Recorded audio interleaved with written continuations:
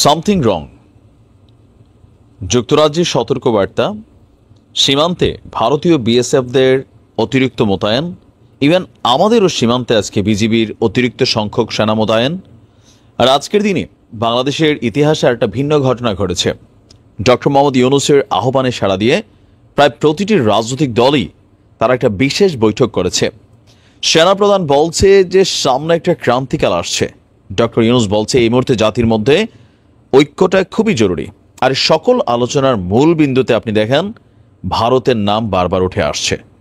ভারতের আমজনতার কাছ থেকে বাংলাদেশ খুব বেশি যে রিস্কি সিচুয়েশন ফিল করবে বিষয়টা তা না।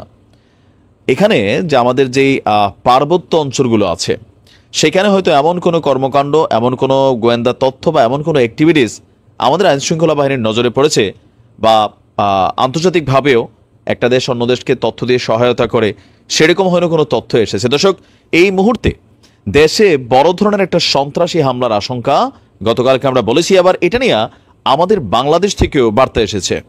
তবে আজকে আমাদের আইনশৃঙ্খলা বাহিনী কর্তৃক যে তথ্য আসছে সেখানে দেখেন ঘুরে ফিরে এই চিন্ময় কৃষ্ণা বাংলাদেশের এই মুহূর্তে হালগোড়া। আমার কাছে মনে হয় যে এই একটা ক্যারেক্টার থেকে নানান ধরনের ঘটনা কিন্তু ঘটার আশঙ্কা করছে।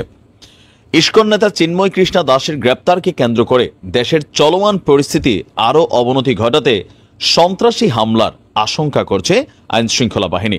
আমরা যদি দুয়ে জুয়ে চার মিলাইতে চাই, আপনি দেখেন টানা গেল আমাদের সেনাপ্রধানের সেই প্রথম আহ্বান থেকে সেনাবাহিনীর একটা বিশেষ বিবৃতির পর থেকে ধারাবাহিকভাবে আন্তর্জাতিক অঙ্গনে বিভিন্ন জায়গায় যে সতর্ক বার্তাগুলো আসছে, আইনশৃঙ্খলা বাহিনীর যে অ্যাক্টিভিটিস দেখছি, রাজনৈতিক দলগুলোর যে অ্যাক্টিভিটিস দেখছি, সেখান থেকে কিন্তু এটা মাথায় কাজ করছে আসলে দেশে কি ঘটতে যাচ্ছে। আর বরাবরই পার্বত্য অঞ্চল থেকেই কোনো ঘটনার উৎপত্তি ঘটবে এমনটাই কিন্তু আশঙ্কা করা হচ্ছে। আমাদের বাংলাদেশের নিজস্ব গোয়েন্দা সূত্রগুলো বলছে বড় ধরনের সন্ত্রাসী হামলার বিষয় মাথায় রেখে ঢাকা সহ সারা দেশে পুলিশের পাশাপাশি র্যাব এবং আমাদের গোয়েন্দা সংস্থার যারা সদস্যরা আছেন তারা নজরদারি বাড়িয়েছে। এদিকে সীমান্তে যে কোনো ধরনের অনাকাঙ্ক্ষিত পরিস্থিতি কিংবা অপতৎপরতা রোধে সম্পূর্ণ প্রস্তুত থাকার কথা জানিয়েছে আমাদের বিজিবি। এই পরিস্থিতিতে যুক্তরাজ্যের যেই সতর্কতা সেটাকেও সরকার গুরুত্বতার সহিত দেখছে।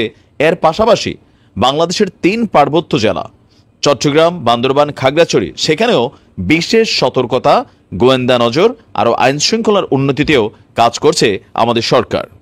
অন্যদিকে আইনশৃঙ্খলা রক্ষাকারী বাহিনীর সূত্রগুলো বলছে পরিস্থিতির অবনতি ঘটাতে সন্ত্রাসী হামলা চালিয়ে হত্যার মতন ঘটনাও ঘটাতে পারে। এছাড়া চোরা গোপ্তা হামলারও আশঙ্কা রয়েছে। ইভেন হামলায় ব্যবহৃত হতে পারে আমাদের জুলাই আগস্ট অভ্যুত্থানের সময় বা এর পরবর্তী বিভিন্ন থানাতে যেই ঘটনাগুলো ঘটেছিল, হামলা হয়েছিল, লুটপাট হয়েছিল, সেই লুটপাট হওয়া অস্ত্রসহ সন্ত্রাসীদের কাছে থাকা অবৈধ অস্ত্র, সেই সঙ্গে বড় ধরনের বোমা হামলারও আশঙ্কা রয়েছে। এই অবস্থায় সার্বিক পরিস্থিতি নিয়ন্ত্রণের পাশাপাশি আইনশৃঙ্খলা পরিস্থিতি স্বাভাবিক রাখতে দেশে বিদেশে বিশেষ নিরাপত্তা ব্যবস্থা যেটা আছে সেটাকে জোরদার করছে সরকার। এক খুদে বার্তা আমাদের বিজিবি বলছে সীমান্ত নিয়েও সরকার খুবই কনসার্ন আছে। আপনার অলরেডি আজকে সীমান্তে বেশ কিছু ঘটনা আমাদের দেশ থেকেও ঘটানোর চেষ্টা করা হয়েছে। ফেনীতে বিলোনিয়ার সীমান্তে আমাদের বাংলাদেশের অনেক যুবক তারা সেখানে একত্রিত হয়েছিল ভারতের স্টাইলে, তারাও সেখানে প্রতিবাদ সমাবেশ করেছে। আর আমাদের পুলিশ এবং বিডিআর সেখানে উপস্থিত ছিল। পুলিশ সদর দপ্তর থেকেও একটা বক্তব্য আসছে, বলা হচ্ছে চলমান পরিস্থিতি নিয়ন্ত্রণের পাশাপাশি অপরাধীদের নিয়ন্ত্রণে মাঠ পর্যায়ে যারা পুলিশের চৌকস অফিসার আছেন তাদেরকেও বিশেষ নির্দেশনা দেওয়া হয়েছে। আর আমরা যদি দেখি বলা হচ্ছে যে সাইফুল হত্যাকাণ্ড সহ আরও বেশ কিছু ইস্যু, পুলিশের একটি সূত্র বলছে সারা দেশে ইস্কনের মন্দিরগুলোতে নজরদারি চলছে, কারা এতে অর্থায়ন করছে তারও একটি তালিকা করার নির্দেশ দেওয়া হয়েছে। বিভিন্ন জেলার পুলিশ সুপাররা এরই মধ্যে সেই তালিকা তৈরির কাজ শুরু করেছেন।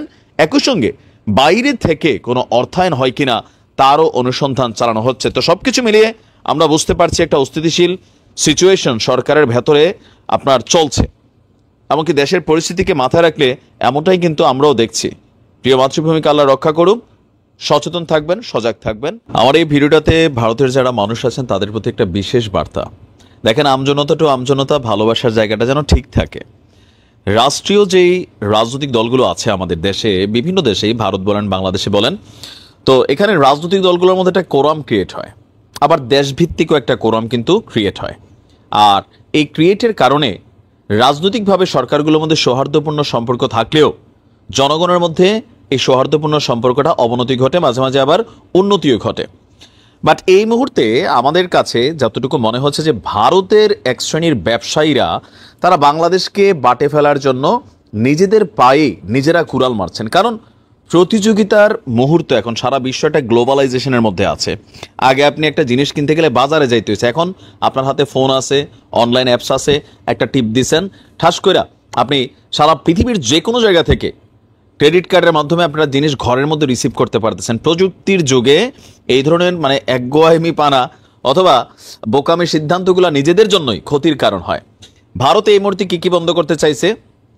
আলু, পেঁয়াজ, তারপর হচ্ছে আপনার হোটেলগুলোতে মানুষকে জায়গা দিচ্ছে না, সেখানে সিম কিনতে দিচ্ছে না। তো এবার নতুন আর একটা সিদ্ধান্ত আমরা দেখলাম, চিনি নিয়ে ভারতের কিছু ব্যবসায়ীর একটা সিন্ডিকেট ক্রিয়েট করলো, বাংলাদেশের কাছে তারা চিনি বিক্রি করবে না। তো এখন আমাদের সামনে রমজান মাস আসছে, স্বাভাবিকভাবে চিনির চাহিদা বাড়বে।